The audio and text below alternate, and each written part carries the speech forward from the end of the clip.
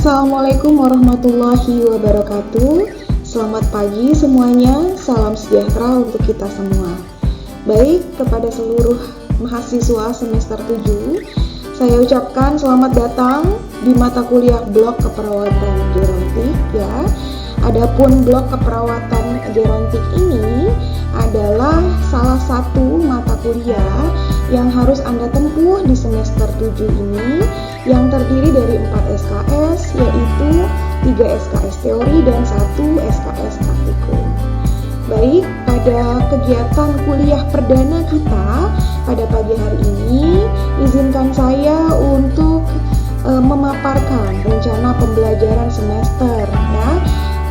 Bukan hanya RPS saja, nanti kita juga akan membahas materi-materi apa saja yang akan kita bahas di blok keperawatan gerontik ini, kemudian capaian pembelajaran apa yang nanti kita akan capai di blok ini, kemudian bagaimana penilaian akhir dari blok ini ya. Saya harap Anda semua memperhatikan apa yang akan saya jelaskan, dan kalau ada yang ingin bertanya pada saat saya menjelaskan nanti, boleh ya, saya izinkan untuk kalian bertanya. Baik, adapun deskripsi mata kuliah blok keperawatan gerontik ya, saya bacakan di sini. Mata kuliah ini memberikan pembelajaran tentang konsep dasar keperawatan gerontik, berbagai teori keperawatan gerontik, dan asuhan keperawatan dalam pemenuhan kebutuhan dasar lansia. Dosen pengampu dalam blok keperawatan gerontik ini ada 3 orang dosen. Yang pertama, saya sendiri, Fuji Rahmawati, bertindak sebagai koordinator ya pada mata kuliah blok ini. Kemudian nanti tim teachingnya akan dilengkapi oleh Ibu Putri Widita Muharyani, Eskep Nurse MKep, dan Pak Jaji, Eskep Nurse MKep ya.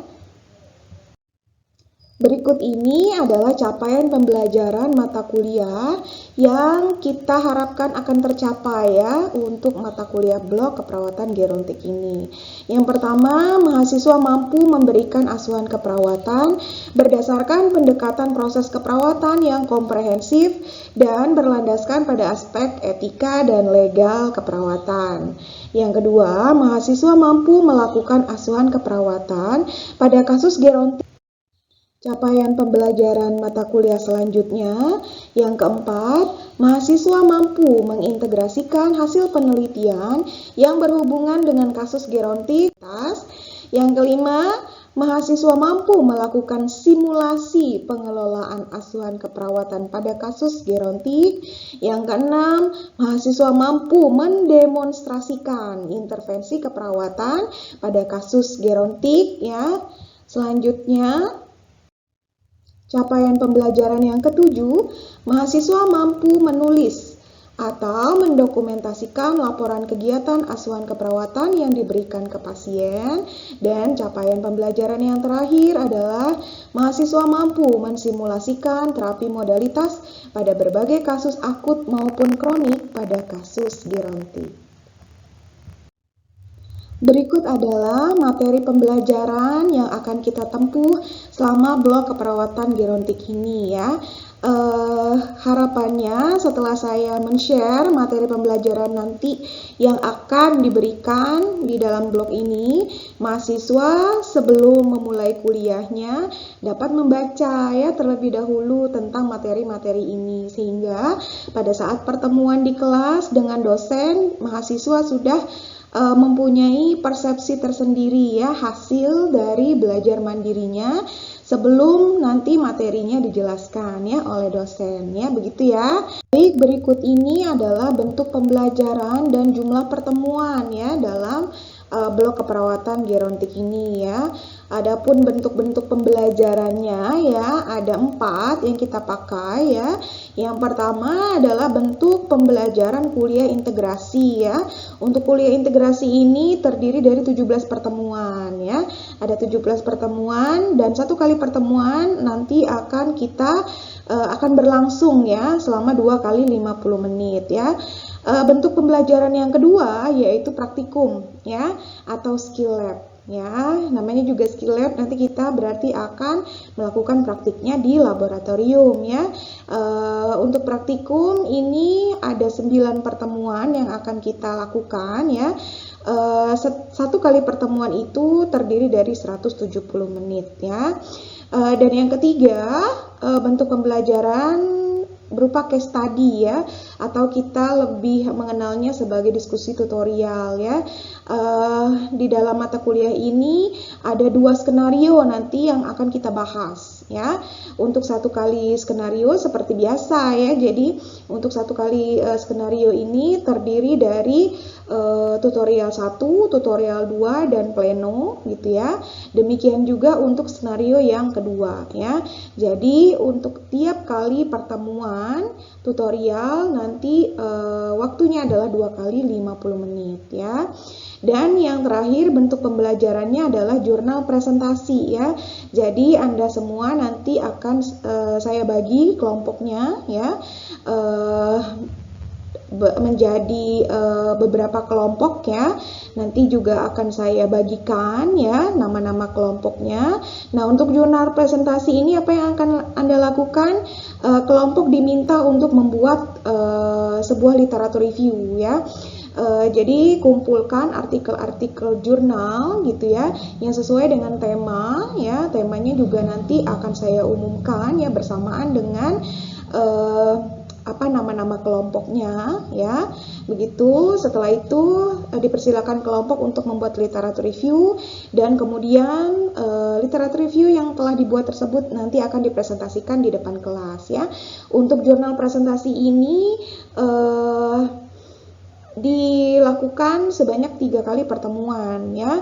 3 kali pertemuan dengan waktu 2 kali 50 menit begitu ya. Jadi ada 4 bentuk pembelajaran yang akan kita tempuh gitu ya. Nah, untuk evaluasinya ya, nanti di akhir blok atau di minggu keempat ya, di ujung minggu keempat ya, akan ada OSCE ya. OSCE ini dilakukan sebanyak 1 kali pertemuan ya. OSCE seperti biasa ya. OSCE itu adalah ujian praktikum ya, nama lainnya ya. Ujian praktikum nanti yang akan kita lakukan juga di lab ya. Harapannya jadi mahasiswa melatih kemampuan ya selama materi praktikum yang sudah disampaikan gitu ya. Kemudian berlatih ulang di rumah ya, pada saat OSCE nanti bisa melakukannya kembali begitu ya. Kemudian yang terakhir kita evaluasinya ya juga berupa ujian blok ya, ujian blok CBT ya, Computer Based Test gitu ya. Seperti biasa nanti bentuk soalnya adalah multiple choice question atau MCQ gitu ya.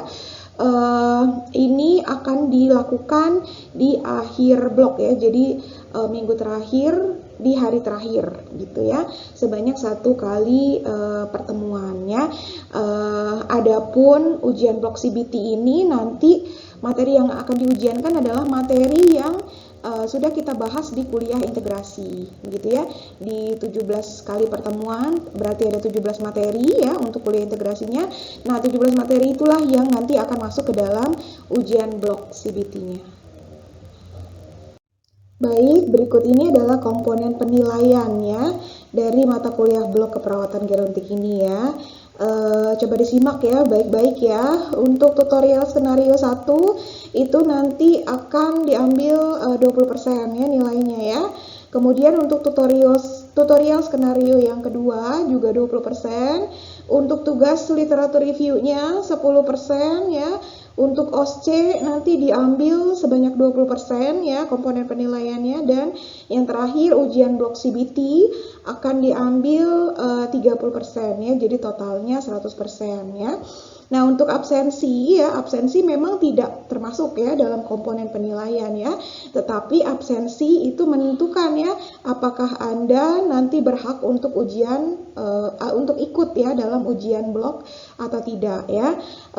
Mahasiswa yang diperkenankan untuk ujian blok CBT ini adalah mahasiswa yang absensinya itu di atas 80% ya. Jadi mohon diingat ya.